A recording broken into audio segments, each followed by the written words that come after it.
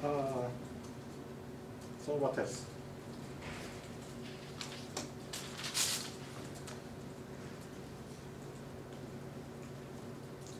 For people working with symbols, so one of the hot topics these days to implement symbolic functions, wrapping various special functions or for various purposes.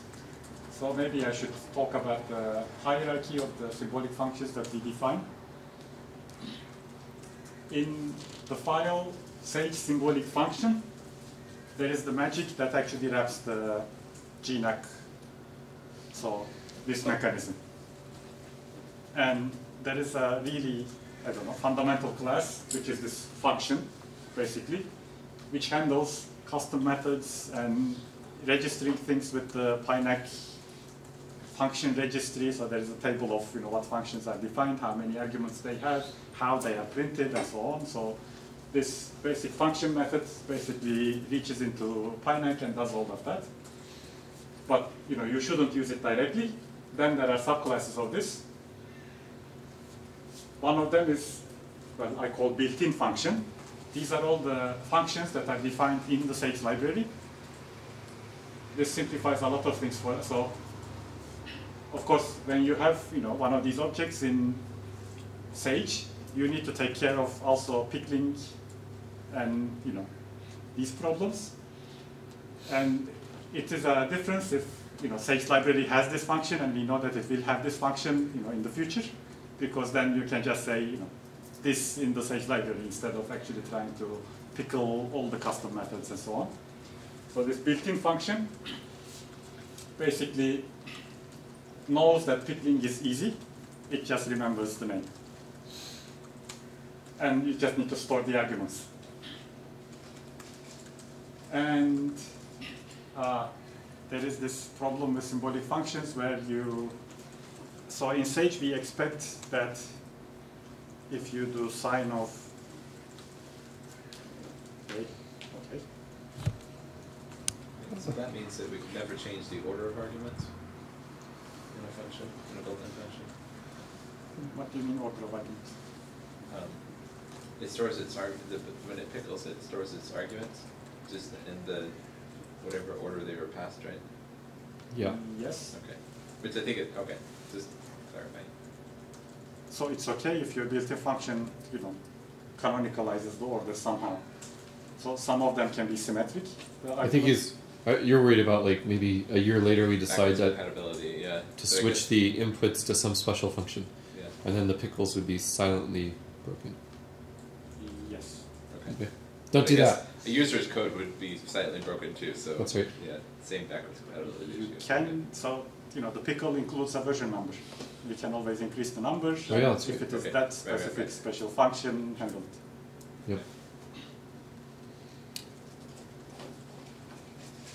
So we expect the output when you do numerical evaluation to be of the same type as the input. So built-in function tries to handle this because GNAC has no idea about the Sage types, and there are cases that it even returns unexpected results, which is an outstanding bug in, for instance, this is of course it looks correct as an exact evaluation. Okay, this is not that big of a problem. What's the problem here? You want it to return 0 as an integer, or? This is the problem. So you get a Python int somewhere, and then... that's kind of not the convention we want. Wait, so in the first case, were you calling MPFR's sign function? What happens for pi over 2? Do you get Python int again? I don't think so. I remember we looked at this. This is not evaluated. No, it will be the same thing. What about pi over? What about sign of pi over 6? I see. Yeah, that's undesirable. Yeah. So what about pi over 6? Wow. So if you type stupid freaking. Then you get a stage rash. Okay.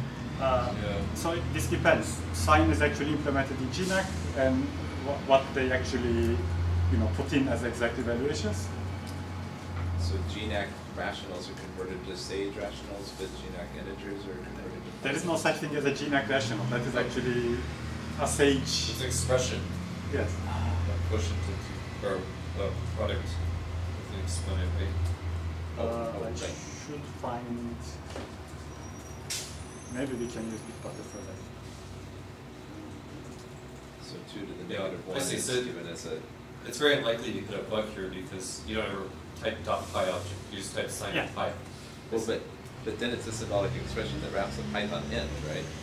Yeah, That's not- when if you did arithmetic with it, you would end up in the symbolic ring.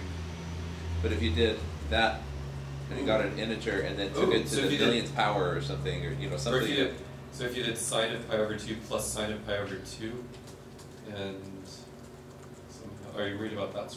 No, I mean, Or what- so using the sage integers, we have a lot of functionality, really nice functionality, and fast arithmetic and things like that. So all of a sudden, Oh, you know, so- if you take it to the billionth power or something, are we not using MPZ stuff? Possible. So this is one of the. Maybe faster than this. We can try to work around it by modifying the. Let me find the code for that. Okay, sign. So this is how sign is implemented in Oh, GNAC. And you can see that it is returning So we can just redefine underscore x1. to be a sage integer, for Yeah. instance. And then at least it will be better than a Python int. Yep. wait, so it's underscore x underscore 1, but that's still not a Python int, is it? It's It's a a C++ Python int. int. It's a Object C++ that wraps- int. The No, C++ no. object that Object. wraps a Python int. Python int. Oh, Where is it Pointer. defined? yeah, where does it? Oh, it says X sign. Oh, that's a different. They're like these things that are defined So- as startup, Yes. library initialization. The Oh, and problem you is get- Instance. at that Ah, point and you you don't defined have it, the sage yeah. integers yet. Oh, So that's you why will need it's to not this. redo it after it's initialized. Ah, I see. So that explains why it was Yeah. on it. And that explains why we get 1/2, because it's like 2 to the negative 1, and somehow okay, so, yeah, where's pi over 6? So, There's the other thing that Python ints are vastly faster than Sage ints when they're small. yes. So it's like you could actually make this change and everything is significantly slower. Yeah. Just saying. Actually, in Sage, it might be better if you use FMPZ. Yeah. Is that the Flint stuff? It's the Flint stuff, Yeah. and it is just a machine integer when it's small. Yeah. And then it's a automatic. pointer to an MPZ if it is large. Which is what we really want, right? Which is much more like what Python ints are. So, actually, Python doesn't use MPZs for No, long, but does it? as a machine int for Yeah. small ones. so last year's GSOC project on Pynac actually started writing wrappers for FMPZs. Uh-huh. So as part of the numerics class in Pynac. Wait, so how come EX1 underscore 2 is a Sage rational, but EX underscore 1 is a Python int? I think when we are dividing numerics, we are careful about what happens. Or is EX1 underscore 2 a Sage rational? Maybe it's actually a quotient. It gets constructed as a quotient during startup and then simplified to a pi object that wraps a rational. Yes. Wait, So I think numeric is actually Okay. clever, and it doesn't allow that Python division does stuff. well, I guess my question is, how does it get to be rational, and why can't we make the EX underscore 1 Sage integer at the same place where that gets to be a rational? So the integer 1 is one of the first things initialized in this file, Okay. and I don't know, initialization code is not very robust because I don't know, it depends on here. There it is. So 1. when it's One. loading the library, this creates the first few integers it knows about. The only one's unique, right? 0, 1. And Yeah, it even yeah, throws in a come bonus on. 1 of 2. Okay. So if for some reason it knew that 2 times sine was its own function, we would get a Python int out of that too. Is that what you're saying? Well, Because it defines its own too. Wait, so where is 1/2 being put into a Sage rational? Where is EX I think you need to underscore search for underscore 2? x1 underscore 2. Yeah.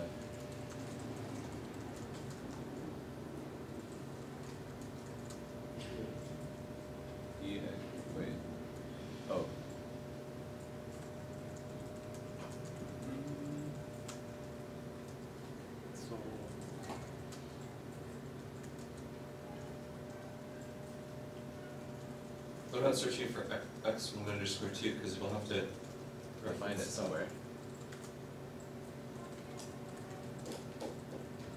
It just returned ex1 underscore 2, didn't it?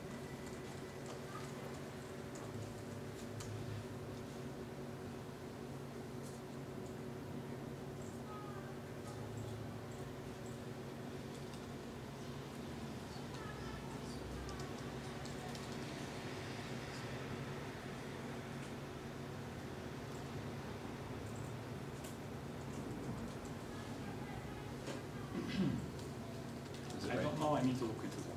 Okay.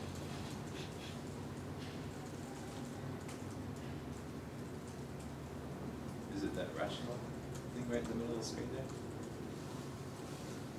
Yes, but at that point, the arguments are not pi objects, probably.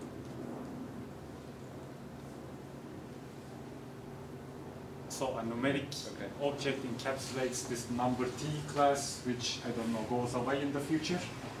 And then number t can have different types in it, like a double long pi object and so on. And we only actually have an implementation for the pi objects. And okay, you're right, they are pi objects because it's a Python integer. And then the rational constructor is the Sage rational. So it stores it as a 1, 2, and then when it converts the pi object, it does the 1 divided by numerator divided by denominator, then And it constructs the Sage rational. Got it. So internally, it's It's internally it's storing the numerator denominator. No. No, it's constructing the It's just a Sage wrap- rational. Yeah, it's just a wrapper and a Sage rational. That's what that says. Right. Well, okay. So ex1 underscore 2 is defined as 1 divided by 2 using this operator, this division operator? I don't know. Okay. I assume so. Yes. Okay. So it's not defined at startup because somehow rational Well, I think it's needs to be I defined, right? defined at some point during startup. That Yeah, gets well, initialized after. The later startup. Okay. I guess I was just trying to figure out why ex underscore Yeah. 1 and ex1 underscore 2. One could use Sage and one couldn't Just because that first one was like statically defined. at the very, very start. Yeah. But like Christian's saying, you could redefine them. Right, later on. Yeah. Like wherever the code is for ex1 underscore 2, just redefine ex1. 1, D, whatever. Yeah, okay. Yeah, fair enough. See what happens. So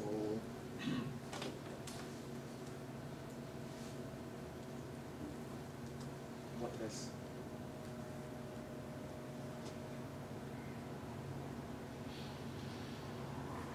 Oh, the class. Okay, so the built-in function takes care that the type matches if you do algebraic evaluation, but for the exact evaluations, it can actually be a mess. And in the hierarchy, so built-in function is something that we define in Sage.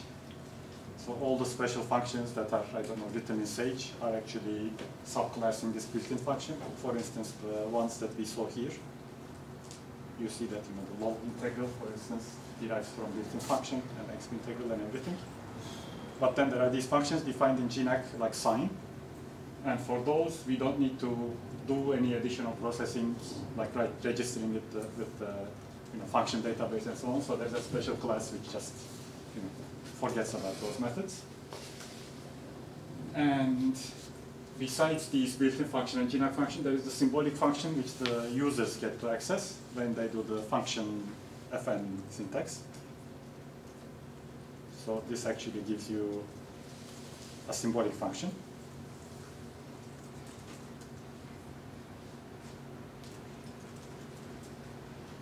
It also derives from that. And symbolic function actually is just something that knows how to pickle the custom methods. So if you actually supply the Python function for evaluation of the derivative and so on, it can pickle those. And you can also assign attributes and so on. It has a bit. But in this case, of course, it doesn't support the custom methods being compiled methods because you can't pickle those. And that's the main limitation. So this is the symbolic function hierarchy. So if I do sine of, and you give it an NPFR number of say 100 bits precision, is it going to calculate it using NPFR and use the full precision? Yes. And how does that work then? Where does it go into this hierarchy, and who calls NPFR to do the evaluation? So the evaluation method for sine, if I still have it somewhere here.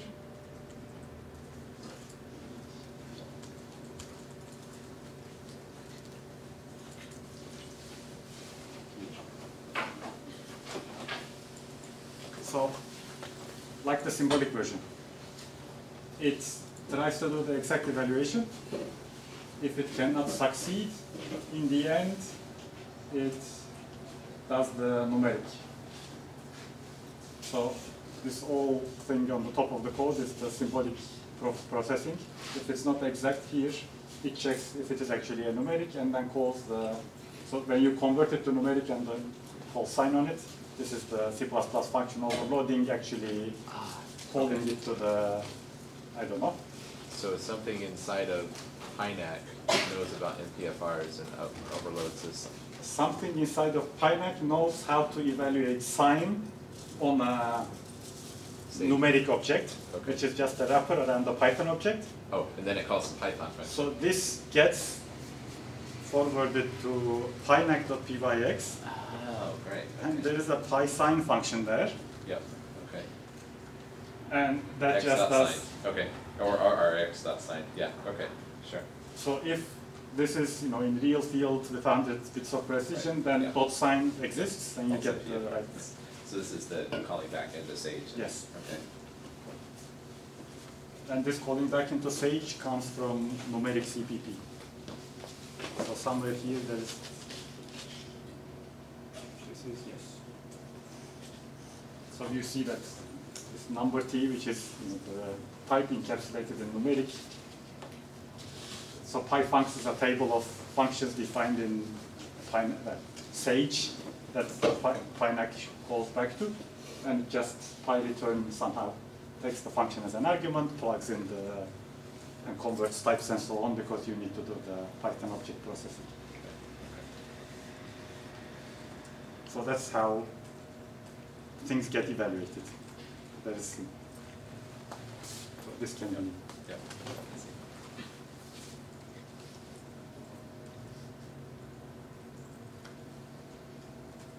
So this is our function hierarchy. Anything else?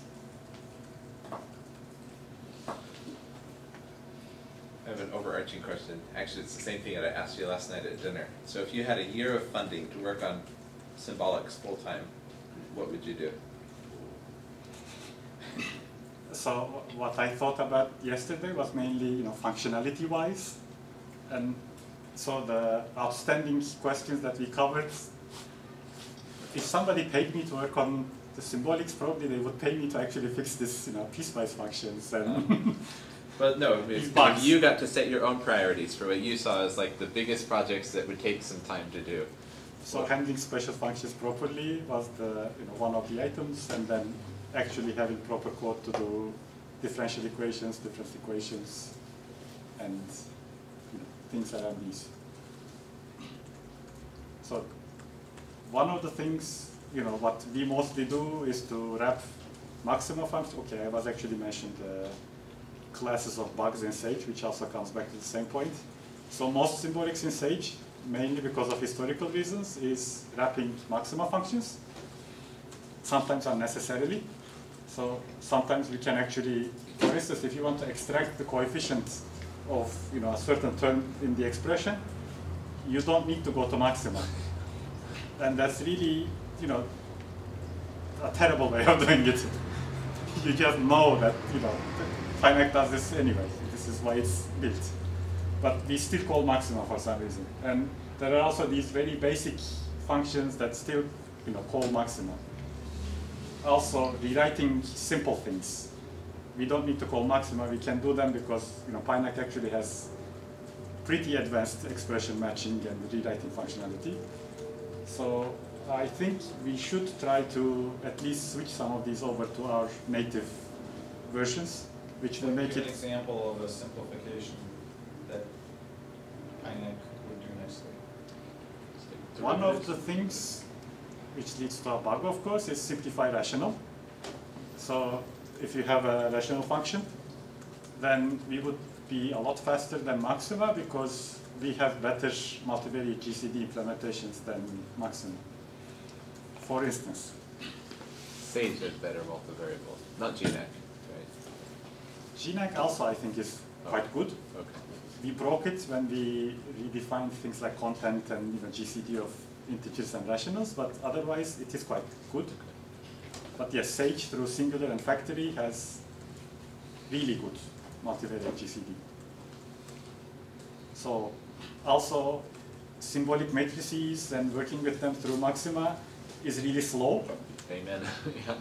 And Sage has very fast linear algebra if you have the right types. But besides that, GNAC also has its own matrix type, and it can do basic operations with these matrices. Like determinant. So it can triangularize and so on. Okay. Oh wow. Okay. That would be really nice. Yes. So we should try to expose more of PyNAC instead of handing everything out to Maxima. And I should mention that our Maxima interface is buggy, although it has improved a lot over the years. So especially Leap Maxima changed things, I don't know, for the better. But still, the way we convert things and handle domains and assumptions is very hacky. Does GNAC have an assumption framework? It can keep track of the domains of variables. Oh yes, this is one of the things that we need to sort out. So you can do this. Seems like we've had a lot of questions about these sorts of things. A lot of times, but even recently I've noticed. And Well, yeah, no, Domain and assumptions. Yeah, but both. they don't They're interact. never interacting with no. anything. In fact, I'm hoping that we can get at least some of those things resolved in terms of like what we're gonna do while we're here. okay, this versus the Maxima version of the same. I guess we can. I don't even know how to call Maxima. Yeah, that's how you do it. And these are separate. Right. So if somebody reads the documentation of var and finds out about domain RR and then it doesn't work. Like someone did the other day. That happens Yeah. too much. And assume is used when Maxima does like integrals and things like that. But it also isn't used when Maxima does simplifications and solving. Right, right. And By domain, design. when is domain used? When PyNAC does. So Simplification. domain is used in PyNAC, and then you can Okay. also ask. So there are these methods. Oh, sure. Is negative, right? Does it return true? Yes. Is real? Does it return, and does it do true in both cases? What do you mean? Wait, assume Yep. y is. Okay, assume now, y now is do you real. assume y real? Oh no, it Or- won't do that. Okay. So it's only the domain thing. So GNAC knows about only. And Israel only uses GNAC. Yes. And what That's if you potentially confusing. What if you don't do domain equals real field 300? I mean, does it recognize not just RR, but any real field? I don't. I should do this with y.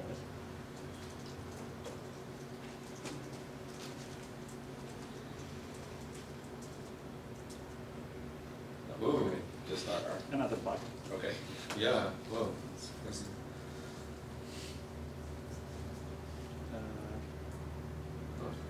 Okay, so one of the things with the Maxima interface is we need to synchronize these somehow.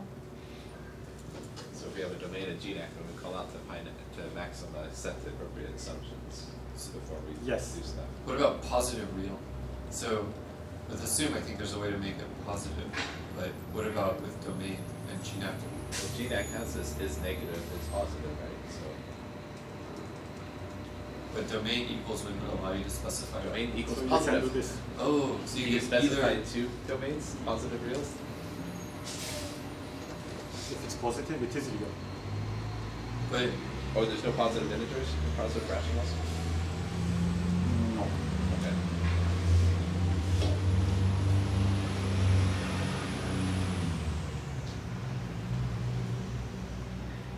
So the assumption framework is not very advanced. It's just, it just keeps track of only, this basic thing. And then if you add x and y and they are both real, it can deduce that it's real. But otherwise, it doesn't do much. And if you want to actually build something that can deduce real properties about expressions, that's a really hard topic. We should stay out of the C++ library anyway. Yeah. Okay. So SymPy at one point was looking at an assumptions framework.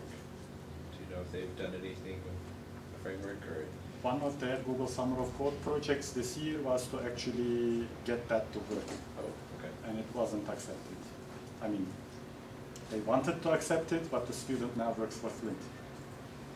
Works for what? Flint. Flint. On a Summer of Code project? Yeah. Okay. Oh. Flint stole their developer. Yeah.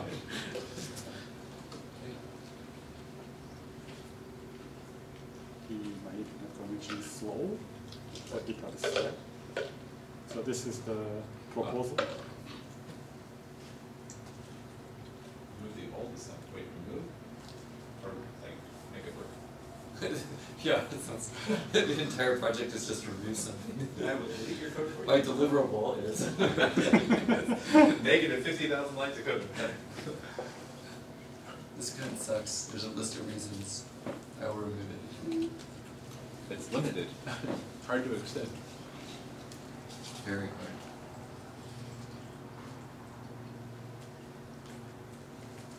So if you're interested, you can. Wait, is that really the Summer Code project, to remove assumptions? Or to replace assumptions with something else? I guess replace with something else that actually works. Oh, there's an old assumption system and a new assumption system. Yes. Okay. I think that's just a goofy title. So switch it over. Yes. Okay. But it seems like writing an assumptions framework might be pretty difficult. At least. It depends on what you want it to do. Okay. I mean, so do they have a good assumptions framework? I guess that's, and can we use some of their effort? It sounds like We they wanted to build don't an based on the assumptions. existence of this Yeah, Well, project. the new assumptions framework, right? There's an old one and a new one. Wait, So I think It this could be a- project is replacing the old one with the new one. That and they both exist? It could be that there's an old one and a new one that doesn't exist yet. well, it says there is an old assumption system and a new assumption system. Okay. Oh, never mind. The aim here is just to remove the old one. Any new system will have to be, sounds like Oh, Somebody maybe has it's installed this maybe problem. design or something not So- implemented. So, by the way, does This is- Mathematica or Maple have an awesome assumption system in your Both of them have assumption systems, but Are they good? They're Like from the better than outside, what we pretty good. have, yes. well, that's They clear, will- but Mathematica is especially quite good. Okay. okay. But, so, who knows what it does? Well, how it works, but I mean, you can certainly, It's also not clear documentation, what you need it to do. right? So in Mathematica, you can say, I want these assumptions and then simplify this, and of course it can take those into account and give you something. But, okay, so are the assumptions in Mathematica all of the form real, positive, negative, integer, or are they like No. ridiculously sophisticated? You So can totally a do, whole other level from I what we think can you talk do about. arbitrary type of things. So you could do like assume sine of x equals cosine of x. So weird things like that. I'm just curious like what level they aimed at. Wow. We've had this for a while too. Maybe for like decades. Probably. So element real, okay, so you're assuming it's a prime, it's an integer, it's real. So far it looks like kind of like the same case as what we have. Assuming that it's in an interval. I mean, every single one of those is an assumption about the domain of the variable, nothing else. Is that what it is? Or are there other types of assumptions that are not merely assumptions about the domain of the variable? Maybe that's a basic question. Is the point of assumptions in all cases to specify the domain of a variable? I mean, it's basically the symbolic analog of the parent that we have. Which I was just in realizing, simplification. Magma doesn't have assumptions, but it Well, does that's that parents. using the category framework, Yeah. right? And we so don't. we have category framework Yeah, and sure. so that. takes a lot of the, Everything outside of the like when we symbolics do, has assumptions. when we already. do sine of 0.5, in a So- sense, we are declaring an assumption about. But we don't have a formal variable assumption, we have That's right, There is a number of something. assumptions. yeah. But that's also a statement about the domain, right? It's, GCD MN is 1. yeah. I It guess, is a I don't statement know, about I the don't see the word assumption anywhere there.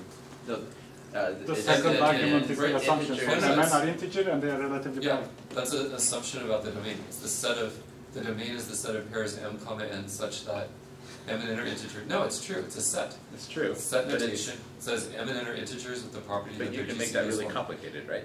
But still, it's just, it's very, I mean, from a mathematical point of view, all assumptions are basically some sort of logical statement that defines a set.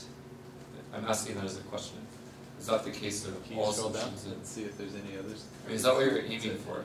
And then you, and then you just try to take into account as much as you Right. can in Can simplifying you go up? and That one evaluating right there. these This assumptions. combines two assumptions, so, But again, that's set. intersecting sets. you know, well, I was trying to figure out what the refined floor of square root of, what does that say? I don't know the refined command. I'm not sure about it either. So basically, this sort of stuff, doesn't it require this cylindrical algebraic decomposition Yes. type thing that And Carl Mathematica Williams has the writing? best implementation of the Yeah, so I mean, you kind of know exactly what the notation should be and what you're trying to do, but you need to implement some hardcore algorithms Yes, to but also decompose. cylindrical algebraic decomposition doesn't cover things like they are relatively prime. Yeah, I'm just saying that that's, without this sort of algorithms, there's no hope to fully implement something like this. Yeah. There are Carl, if you're actually watching the video- new open source implementation of CAD.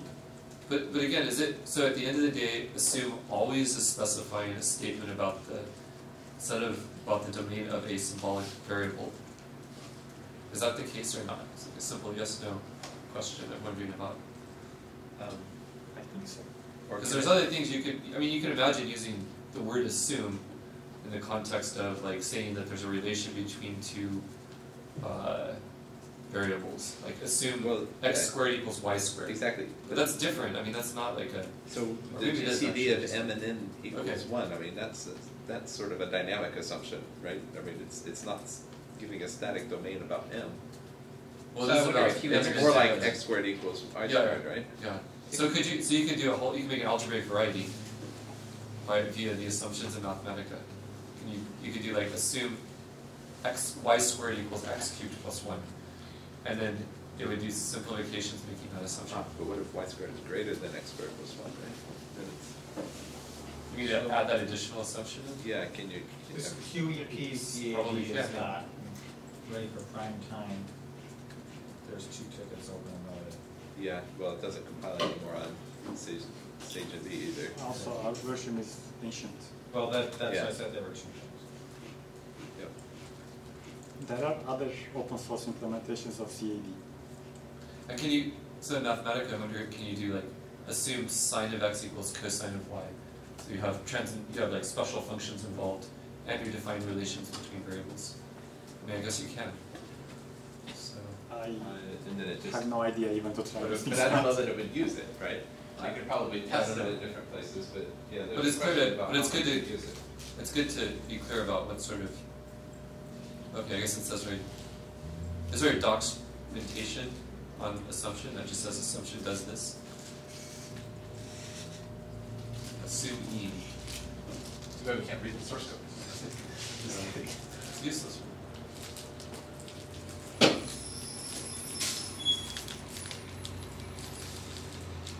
Quantities that appear algebraically and inequalities are always assumed to be real. That's interesting.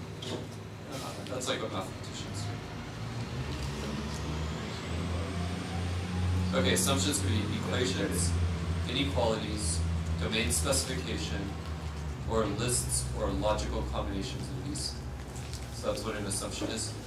And in all cases, there's restricting the possible values that variables or collections of variables can take on. Okay.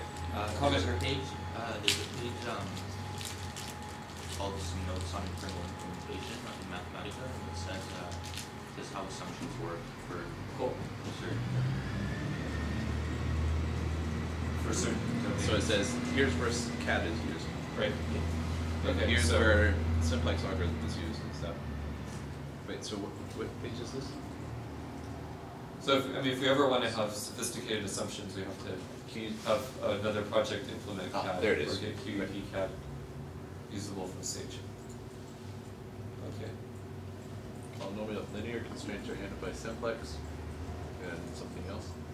That makes sense. Yeah, it's the And then there's another CAD. linear programming is so CDX opt could in fact turn out to be really important for this. It's just like a framework of specifying things that we could hand it off. Yeah, so yeah, system of polynomial equations is an assumption. So they're dramatically They have a database, right? more complicated than what's the current maxima or Sage. But like, I wonder if there's any problems at all that they specify using assumptions that a sophisticated Sage user can't just do in Sage.